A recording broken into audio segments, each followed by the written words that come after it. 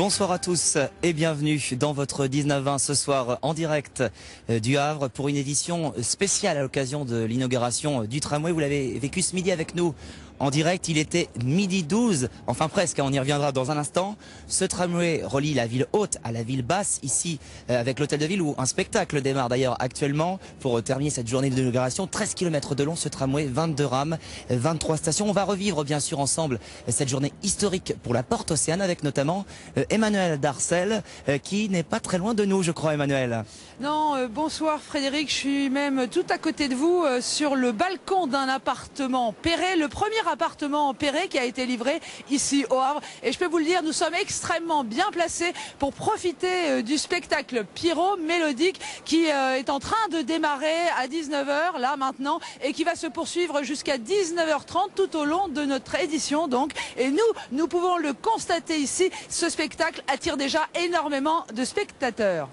Merci Emmanuel, et on entend effectivement les tambours déjà derrière nous.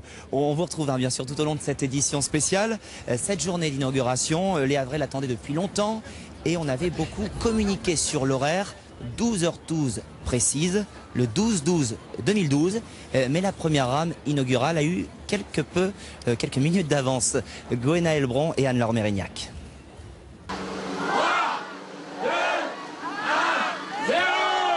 Il n'est finalement que 12h07 lorsque le tramway est officiellement mis en service, 5 minutes avant les célèbres 12h12. L'approche de manifestants aurait contraint le maire à avancer le moment tant attendu. Un raté, mais pour le reste, la fête avait déjà commencé dès 10h30 pour les chanceux qui ont pu voyager dans les premières rames. Ça faisait déjà très longtemps qu'on le voyait passer, on était vraiment impatients de monter à l'intérieur et de découvrir, de faire ce premier voyage inaugural. Toute l'après-midi, les Havrais ont été nombreux à tester leur nouveau moyen de transport. Une arrivée saluée en musique.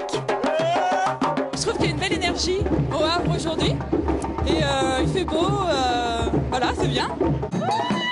Du soleil, il n'y en avait pas qu'à la plage, mais dans tous les quartiers. Ici, à Applemont, ou encore à Coquillotville. Partout, le tram a inspiré les artistes. Nous sommes Tchepsepeks, venus spécialement de Pixwana pour l'inauguration des tramways. Nous sommes grands professionnels troupes de Pixwana.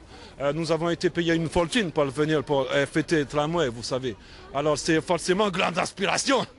Boulostinov. Tout le monde s'est pris au jeu, les grands comme les petits. Qu'est-ce que vous préférez? C'est le tram. Et oui, même si les artistes ont rivalisé d'imagination, aujourd'hui, le roi de la fête, pas de doute, c'était le tram. On va bientôt poursuivre notre édition spéciale, vous l'entendez, la fête baston plein ici. Mais avant cela, nous revenons sur les autres temps forts de l'actualité aujourd'hui en Haute-Normandie. Et tout d'abord, ce nouveau rebondissement dans le dossier Petroplus, la raffinerie de Petit-Couronne sera à l'arrêt dès demain jeudi. La direction n'a pas souhaité prolonger l'activité du site. Ce midi, l'intersyndicale a donné des précisions aux salariés réunis devant la société Marc Moiroux. Le week-end dernier, le gouvernement a négocié la prolongation du contrat entre Shell et la raffinerie de Petit-Couronne. Prolongation dans les mêmes conditions financières. Or, les marges de raffinage se sont réduites. C'est ce qui expliquerait, selon l'intersyndicale, que la direction ait préféré lancer l'arrêt du site. C'est-à-dire que ça va coûter tellement d'argent que ça n'a pas d'intérêt. C'est-à-dire que là, après, les finances qui restent dans la société doivent permettre de payer les contrats, payer les salaires et d'assurer les travaux. La tension se lisait sur les visages des salariés réunis ce midi en Assemblée générale. Leurs représentants ont préféré ne pas se prononcer sur cette décision. C'est pas nous qui prenons la décision, c'est la direction, ce sont les administrateurs, parce qu'il n'y a pas de brut. Donc de toute manière, ça va s'arrêter. Et c'est vrai que quelque part, on n'a pas, entre guillemets, à se salir les mains à voter l'arrêt des unités, alors qu'on s'est battu pour les faire continuer. La direction n'a pas souhaité s'exprimer, mais précise dans un communiqué que la prolongation du contrat de 3 semaines n'aurait pas permis de maintenir l'activité jusqu'à la date limite des offres de reprise, fixée au 5 février. L'arrêt de la raffinerie démarrera demain et prendra une dizaine de jours. Au chapitre social également, les employés municipaux du Havre et de la CODA, la communauté d'agglomération, ont profité de l'inauguration du tramway aujourd'hui pour manifester ce matin sur les rails. Ils réclament une revalorisation de leur salaire. Écoutez Nadia Pizio de la CGT. C'est une prime qui a été négociée en 95. Étant donné qu'en plus notre point d'indice est bloqué, on peut prétendre qu'une augmentation soit faite que là-dessus, que sur le régime indemnitaire à ce jour. On ne peut pas voir autre chose. Aujourd'hui, il y a des services où l'augmentation n'a pas été faite. Donc il y a une inégalité à la ville du Havre et ça, on veut le faire entendre. Et parmi leurs revendications, la gratuité des transports, on en parlera avec Édouard Philippe qui nous a rejoint tout à l'heure. Alors, entre deux coups de pétard, on continue. 304 licenciements, c'est une mauvaise nouvelle annoncée chez les coopérateurs de Normandie. 80 concernent le personnel administratif et les salariés du siège historique de Grand-Quevilly. 28 magasins vont fermer ou être mis en vente. 3 concernent la Seine-Maritime, un COP et un mutant au Havre. Un autre à Saint-Nicolas d'Aliermont. Et puis enfin un mot de football. Le Havre affrontait Istres. Le Havre encore hier soir pour le compte de la 17e journée de Ligue 2. Le HAC s'est pris une claque 3-0. Les Ciels et Marines restent dans la première partie du tableau. Leur prochain match en championnat, ce sera le 14 janvier prochain. Nous sommes donc maintenant, je vous le disais, avec Édouard Philippe, le maire du Havre et président de la CODA, la communauté d'agglomération. Bonsoir monsieur le maire. Bonsoir. Alors il y a un beau spectacle déjà derrière nous. Mais écoutez, oui, je crois que ça plaît. C'est un spectacle d'une demi-heure qui devrait produire son impression. Alors ce soir, on l'a dit, ce tramway était attendu depuis des années au Havre. C'était votre prédécesseur Antoine Ruffnac qui en était l'initiateur. Alors est-ce que vous êtes déjà un maire heureux malgré ce petit couac sur l'horaire qu'on a eu tout à l'heure? Oui, c'est pas un couac très important et finalement s'agissant d'un tramway, je préfère être en avance qu'en retard. C'est un très beau jour, c'est la fin de travaux qui ont été très perturbants pour les habitants de l'agglomération et en même temps c'est le début d'une vie nouvelle pour notre ville parce que le tramway ça apporte un meilleur système de transport en commun, plus rapide, plus confortable, plus fiable, plus vertueux parce que plus vert et puis tout ça au même prix puisque le prix ne changera pas. Le prix ne changera pas pour les contribuables, vous voulez dire? Non, le prix pour les usagers ne changera pas. Absolument, absolument. Alors, et pour le contribuable, il a coûté combien ce tramway? C'est un investissement de 395 millions d'euros, dont la CODA a apporté 309 millions d'euros. Et puis d'autres financeurs sont venus aider la CODA pour arriver jusqu'aux 395 millions. Mais le prix a été budgété, il est financé et les usagers ne verront pas la différence et ça se passera sans augmentation d'impôts. Très bien, alors on va poursuivre sur le tramway puisque une vingtaine de villes en France sont équipées aujourd'hui. Depuis quelques années, c'est le grand retour du tram dans les grandes villes de France. Au Havre, il y avait un tramway déjà au cours du 19e siècle et puis quelques années encore après la guerre. Alors pourquoi ce mode de transport revient-il ainsi en force alors qu'il avait un temps disparu? Illustration au Mans avec Jean-Christophe Batteria et Olivier Palomino. À Strasbourg, Nantes, Saint-Denis ou ici en orange au Mans, dans les villes d'au moins 200 000 habitants, le tramway a regagné son droit de cité en moins de 10 ans. Un développement qui se fait aux dépens de la voiture, moins 30% de véhicules en centre-ville, pas moins d'embouteillages. Je ne prends plus jamais ma voiture pour aller dans la ville du Mans. J'y vais avec le tram. En fait, le tram a provoqué une augmentation très forte de l'utilisation des transports en commun. Plus 43% dès la première année, c'est vraiment pas mal. Les adeptes de la révolution tram l'affirment, il a changé la vie et la ville. Il y a un brassage social dans le tram qui est beaucoup plus fort. Parce que je connais des chefs d'entreprise qui n'ont jamais pris un transport en commun, qui me disent qu'ils prennent le tram. Et moi, ce qui me frappe, c'est que les Manceaux, comme le maire, ont été très étonnés des avenues qui n'étaient pas très belles sont devenues belles. Les perspectives qui n'étaient pas claires sont devenues claires. Valeur ajoutée pour la ville, le tram sur son passage est capable de changer jusqu'au prix de l'immobilier. Sur les 15 km de grands axes qu'il dessert au Mans, pas de flambée, mais une hausse notable du mètre carré. Les prix sont valorisés de 15% si on est proche du tramway. Aujourd'hui, tous les maires veulent leur tram, mais l'investissement est lourd. Le Mans, en se lançant en 2007, a bénéficié de conditions avantageuses. 20 millions le kilomètre, c'est le moins cher de France. En 2012, il faudrait compter le double, de quoi hésiter à lancer un chantier. À peine ressuscité, le tram a peut-être déjà vécu son âge d'or. Alors, monsieur le maire, le nouvel âge d'or du tramway, comme on vient de le voir dans ce reportage, ce serait déjà terminé. Vous ne regrettez pas finalement de ne pas avoir fait un réseau plus long, étendu plus vers l'est et les quartiers sud, parce que le kilomètre devient cher. Oui, mais le tramway, il faut pouvoir le financer. J'ai dit que ça coûtait 395 millions d'euros. On savait qu'en le finançant et en le construisant comme ça, on n'augmenterait pas les impôts.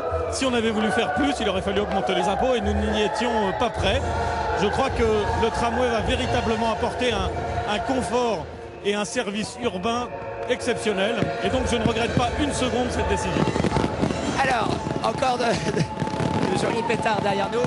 Vous nous parlez des impôts, l'augmentation de l'immobilier. Pour les gens qui vont venir s'installer au Havre, ça va devenir cher? C'est pas un peu la double peine tout ça? Enfin, le revers de la médaille, disons plutôt. Écoutez, le fait que la ville se valorise avec un équipement de cette sorte, c'est plutôt une bonne nouvelle. Ensuite, le tramway, il n'est pas partout au Havre. Et c'est vrai que sur le trajet du tramway, il peut y avoir une augmentation. Mais la ville est vaste. Et je ne suis pas sûr que cette augmentation, elle se fera sentir partout, heureusement d'ailleurs. La gratuité qui était demandée ce matin par certains manifestants et par les élus communistes aussi dernièrement, c'est quelque chose d'envisageable? Bah, vous savez, on peut dire que tout est gratuit. Hein. On pourrait dire que l'eau doit être gratuite. On pourrait dire que tous les services publics sont gratuits. En vérité, quand un usager paye son billet de tramway ou son billet de bus, la collectivité paye déjà 2/3. C'est-à-dire que le coût complet du tramway, c'est 2/3 pris en charge par la collectivité et 1/3 pris en charge par l'usager. On pourrait faire moins, on pourrait faire plus. On a choisi de maintenir ce ratio. Donc en réalité, la collectivité, les impôts des Havrais et des habitants de l'agglomération servent déjà à financer ce service. Et on a souhaité conserver une valeur à ce service parce que quand tout est gratuit, il n'est pas totalement impossible que le respect du matériel et la façon de se servir de ce matériel ne soient plus au rendez-vous. Très bien, monsieur Philippe. On signera d'ailleurs que le tramway est gratuit jusqu'à dimanche. Hein. Il est gratuit jusqu'à dimanche pour permettre à tous les habitants de l'agglomération d'en profiter, de le découvrir, de voir la ville nouvelle qui va avec le tramway, parce qu'on a construit le tramway, mais on a aussi refait la totalité du trajet du tramway en plantant 500 arbres nouveaux, en plantant 50 000 mètres carrés de gazon. D'accord. Et donc payant à partir de lundi prochain pour l'info pratique pour les usagers. Merci Édouard Philippe d'avoir été avec nous pour ce 19-20. Et on retrouve tout de suite maintenant comme prévu Emmanuel Darcel. Alors vous êtes où cette fois, Emmanuel? Alors je me trouve à quelques mètres de vous sur l'esplanade de l'hôtel de ville au milieu d'une foule extrêmement dense qui a évidemment voulu profiter de ces festivités et de ce magnifique spectacle que nous sommes en train de vivre. Beaucoup de ces Havrais ont fait aujourd'hui un premier trajet en tramway, mais ça fait plusieurs semaines qu'ils voient passer ces rames. 22 rames ont été commandées par la CODA. Elles coûtent chacune 2 millions d'euros, même un peu plus de 2 millions d'euros. Alors évidemment, il faut les entretenir, il faut même les chouchouter. Un centre de maintenance a été créé. Je vous propose de le découvrir avec ce reportage de Marc Moiroux et Olivier Flavien. Un espace de 4 hectares, tout neuf. Il reste d'ailleurs quelques aménagements à terminer. Bienvenue dans le centre de maintenance du tram.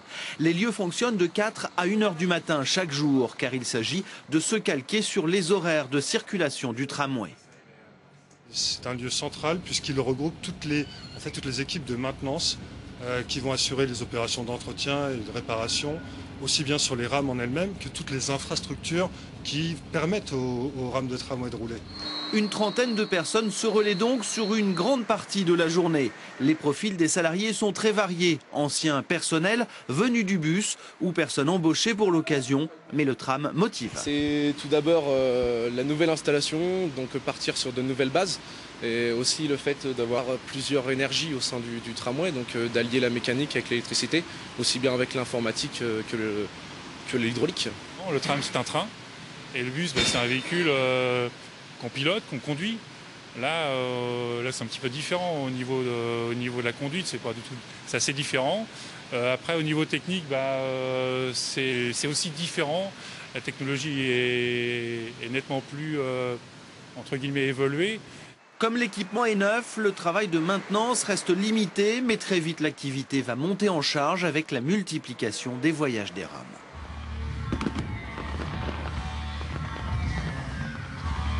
Alors je suis en compagnie de Patrice Nunes, vous êtes directeur du réseau LIA, l'ensemble du réseau des transports en commun de l'agglomération havraise. Alors on vient de le voir dans le sujet de Marc Moiroux, monsieur Nunes, finalement cette création d'un tramway a profondément modifié votre entreprise.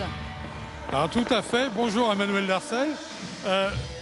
L'entreprise a progressé en effectif, de 500 nous sommes passés à 600, mais surtout il y a eu création de nouveaux métiers, des métiers de courant fort, des métiers sur les courants faibles, des métiers de régulateurs de tramway.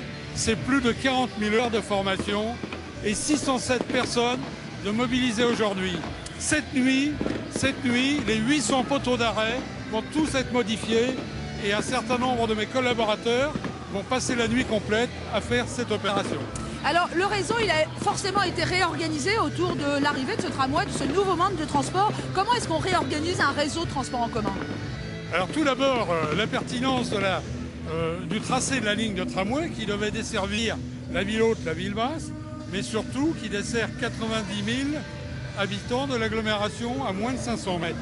Ensuite, nous avons hiérarchisé les lignes pour mieux desservir le territoire, les communes, les grosses communes périphériques qui ont eu une augmentation de l'amplitude et une augmentation de la fréquence. C'est-à-dire qu'il y a eu une meilleure couverture finalement de l'ensemble de la commune. Il y a effectivement un meilleur maillage du territoire. Alors finalement, quel est l'objectif de fréquentation que vous avez aujourd'hui avec l'arrivée du tramway? Alors aujourd'hui, nous transportons chaque année 26 millions d'habitants de la CODA et l'objectif et notre engagement est d'atteindre 34,5 millions, soit un tiers d'utilisateurs supplémentaires. Comment est-ce qu'on se garantit d'une augmentation de la fréquentation finalement? Alors nous avons fait une enquête en mars 2010 pour mesurer, pour faire une photo des origines et destinations. Et à partir de cette modélisation, nous avons pu projeter la fréquentation. Eh ben, je vous remercie infiniment, Patrice Nunez, d'avoir participé à cette édition spéciale et de nous avoir éclairé sur tous ces éléments très intéressants. Merci. Je vous remercie et bienvenue dans le tramway. Et notre édition spéciale consacrée à l'inauguration du tramway donc se poursuit avec ce magnifique spectacle, vous le voyez derrière nous. Juste après votre météo, vous retrouverez Emmanuel Darcel. La soirée donc n'est pas terminée sur France Route Normandie et ici au Havre non plus, donc avec au cœur du Havre ce spectacle pyro-mélodique comme on dit. Je vous laisse en profiter, restez bien avec nous.